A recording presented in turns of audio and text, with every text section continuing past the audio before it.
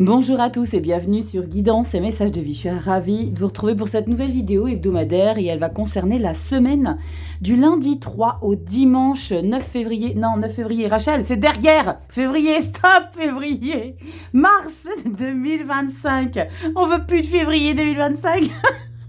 Je sais pas vous, mais moi, mois de février, j'étais en apnée. Bon, allez, parlons peu, parlons bien. On va regarder vos énergies avec ce magnifique tarot. Alors, je vous en ai déjà parlé, je l'ai déjà utilisé. J'en ai d'autres qui arrivent, mais j'ai pas eu le temps encore de bosser avec, donc je peux pas me permettre de vous en parler, mes ressentis. Donc c'est pour ça, ils sont de côté. Et je vais vous reparler d'un tarot que j'ai utilisé, mais alors énormément, et je les adore, hein. Les tarots de Chiero Marchetti, j'adore. J'en ai 4 ou 5. Tarot Grand Luxe, celui-ci. Donc, canon, boîte cloche. Non, pas boîte cloche, chaque fois je me plante. Boîte livre, version livre aimantée avec le petit ruban satin. Le petit livret avec des explications très concises. Moi, j'aime beaucoup parce qu'on a quand même l'effort d'avoir représenté la petite carte, même si elle est en noir et blanc. Moi, j'aime beaucoup, c'est très choupignon. On peut mieux se projeter quand on lit le petit livret. Donc, moi, j'aime beaucoup Tarot Grand Luxe. Alors, Chiero Marchetti, il représente souvent le fou. Il se représente souvent lui-même avec son petit chien. Il a un petit titi, le fou, il est là, regardez. Au dos de deck, vous avez le fou ici. Et généralement, c'est lui qui est représenté avec son petit 4 pattes, tout poilu. Donc, on va regarder les illustrations parfaites, magnifiques. Je l'aime beaucoup, mon bébé d'amour. C'est mon petit ermite. Je l'adore. Je l'adore, l'ermite déjà dans sa globalité, hein, j'adore l'énergie de l'ermite, mais Chiero Marchetti, il y a des illustrations, il y en avait aussi une autre, je ne sais plus c'était quel tarot, je crois que c'était le Red Fairy Tarot, qui était aussi magnifique, mais bon. Voilà, pour ceux qui sont fans, vous avez toutes mes vidéos hebdomadaires où je vous présente les jeux en détail. Allez, on y va, Rachel. Lundi 3 au dimanche 9 mars 2025, on va regarder les énergies que vous allez traverser suite à cette nouvelle lune. Dites-moi un peu comment vous la ressentez. 10 de bâton, 7 de bâton.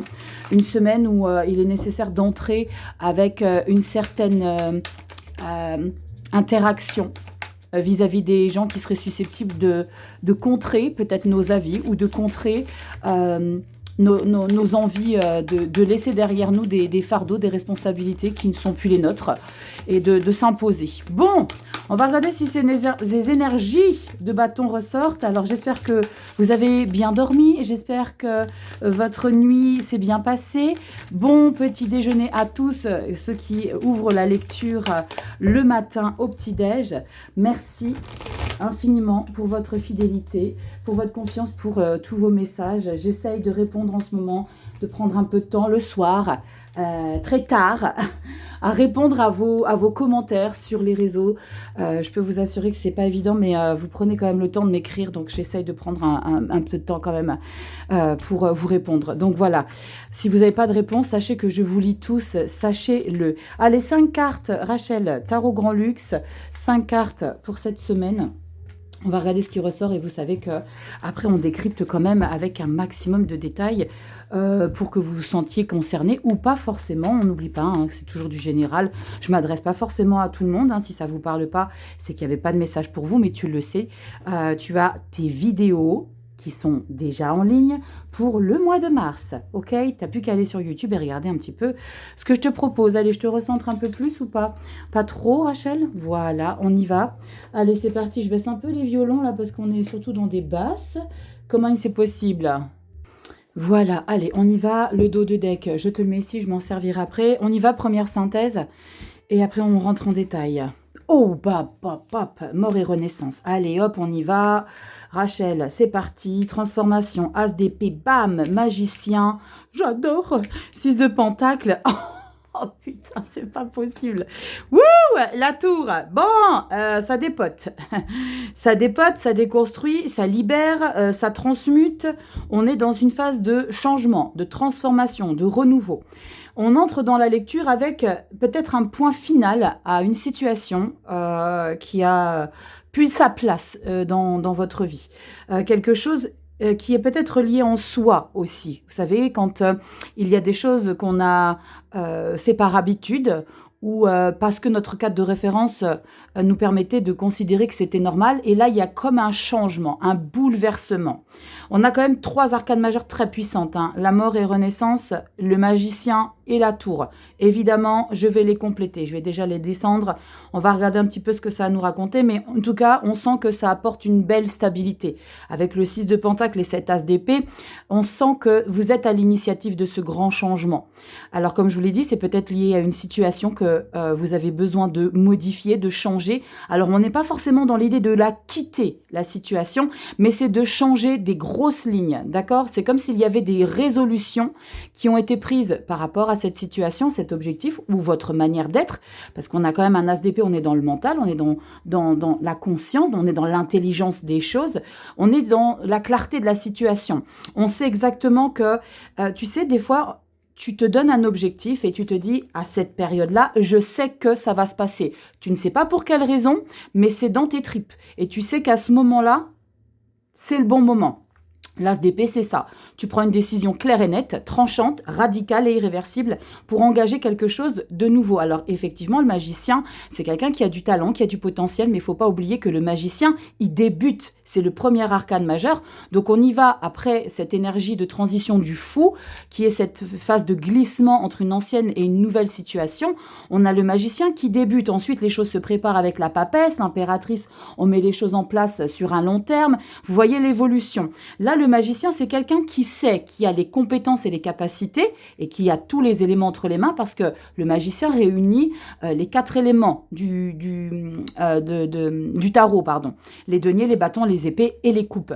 Donc, il sait qu'il a toutes les cartes entre ses mains justement pour concrétiser quelque chose. Et on sent que ça va faire du bien parce qu'on a des beaux échanges, on a de la reconnaissance aussi. Peut-être que c'est vous qui allez être reconnaissant peut-être pour certaines choses que vous avez peut-être ignorées de manière consciente ou inconsciente, mais que vous aviez ignoré jusqu'à aujourd'hui. Et on a cette tour qui va permettre, là, pour le coup, de changer, de modifier, de perturber un petit peu des habitudes, des routines. Il y a quelque chose qu'on bouleverse, d'accord? Mais c'est à votre initiative, c'est vous qui avez planté ces graines-là, pour que justement les choses soient complètement différentes. On va regarder avec la mort. Oh là là, j'adore ces lectures quand ça commence comme ça. On a la roue de fortune. Bon, la roue de fortune, c'était inévitable. On parle d'un coup du destin. Alors évidemment, il n'y a pas de hasard dans la vie. Je ne suis pas en train de dire que c'est quelque chose qui arrive de nulle part, bien au contraire. Je le dis souvent avec la roue de fortune, la vie vous a guetté depuis toutes ces dernières semaines, mois, années. Et à un moment donné, elle se dit, il serait peut-être temps que la roue tourne, que les choses changent. Alors les choses changent, mais c'est en votre faveur parce qu'il y a comme une certaine détermination, une capacité à être sûr de ce qu'on veut engager. On remet sur le magicien, je pense que je vais quand même tout compléter. Un beau cavalier de pentacle et j'aime beaucoup parce que on n'est pas quelqu'un d'impulsif et compulsif par rapport à cette décision que vous allez prendre. Magicien, on sait qu'on a du potentiel, mais cavalier de pentacle, je vais être quelqu'un d'endurant. On parle de mouvement dans votre situation, dans de ce challenge, dans cette relation. Alors, il n'y a pas de coupe. Hein. Pour l'instant, vous voyez, on est vraiment dans la matière avec les pentacles. On est dans des prises de décision avec l'As d'épée. On est vraiment dans l'énergie de savoir exactement où on va mettre les pieds. J'aime beaucoup parce que le cavalier, c'est quelqu'un de très précautionneux, d'accord? C'est quelqu'un qui prend le temps de réaliser si ça tient la route ou pas. Il attend le bon moment, c'est quelqu'un de fiable, donc quelqu'un de très mature. J'aime beaucoup. On remet sur la tour. Rachel. Mais sur la tour, allez, on va un soleil. Oh punaise, oh my god, on a une justice, c'est très très puissant. Elle est très puissante hein, cette lecture pour cette semaine. Alors cette nouvelle lune aura peut-être un impact, hein, vous le savez, la nouvelle lune qui se produit la semaine dernière, hein, pour ceux qui vont ouvrir la lecture la semaine du 3 au 9, c'est quelque chose qui vous donne de grandes possibilités à prendre des initiatives nouvelles. Des initiatives, des engagements. Alors, je vous invite à regarder, on a quand même pas mal d'astrologues sur les réseaux pour aller voir un petit peu comment vous êtes concernés en fonction de votre signe. Vous savez qu'on n'est pas tous impactés de la même manière avec les cycles lunaires en fonction de notre thème astral. Donc une Vierge, un Taureau, un Capricorne, un Cancer, un Verseau ne sera pas impacté de la même manière par rapport à cette nouvelle lune. Mais là, on sent que de manière générale, il y a quand même des prises de décision. Avec cette carte de justice et la tour, on remet un petit peu les compteurs à zéro. On remet les choses à sa place. C'est comme s'il y avait eu peut-être des choses qui vous avaient peut-être bouleversé. Et là, maintenant, on sent qu'il faut remettre les choses comme s'il y avait besoin de remettre les choses dans le bon ordre. C'est quand même assez puissant. On va regarder un petit peu, je vais en rajouter, je suis obligée. Je suis obligée d'en rajouter en tout cas sur les doublons majeurs. Là, c'est vraiment quelque chose qui est radicalement changé, modifié, d'accord? On a quoi ici? Un 8 d'épée.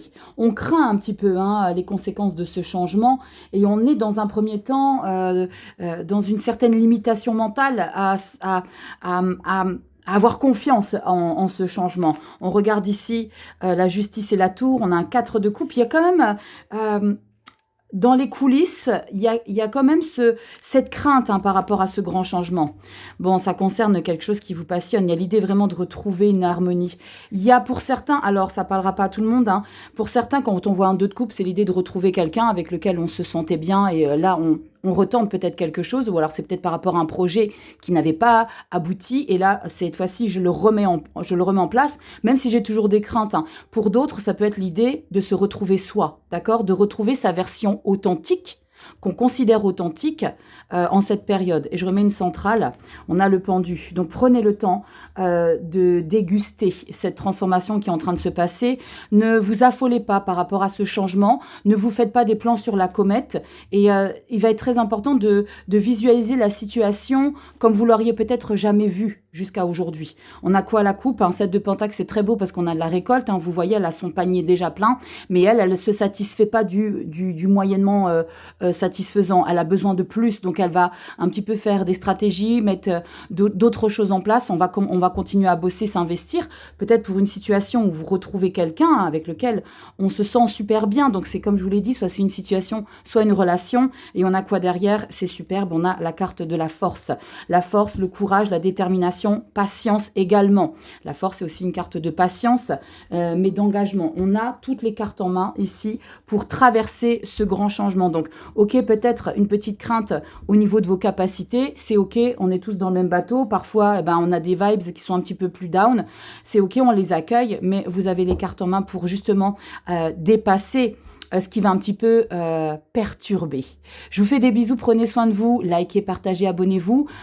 Très bon week-end à tous ceux qui ouvrent la lecture le dimanche. Belle semaine pour ceux qui regardent courant semaine. Et puis si vous avez besoin d'une consulte privée, vous le savez, guidance et messagesdevie.com. Je vous embrasse bien fort, prenez soin de vous et on se dit à très bientôt dans des prochaines vidéos. Bye bye.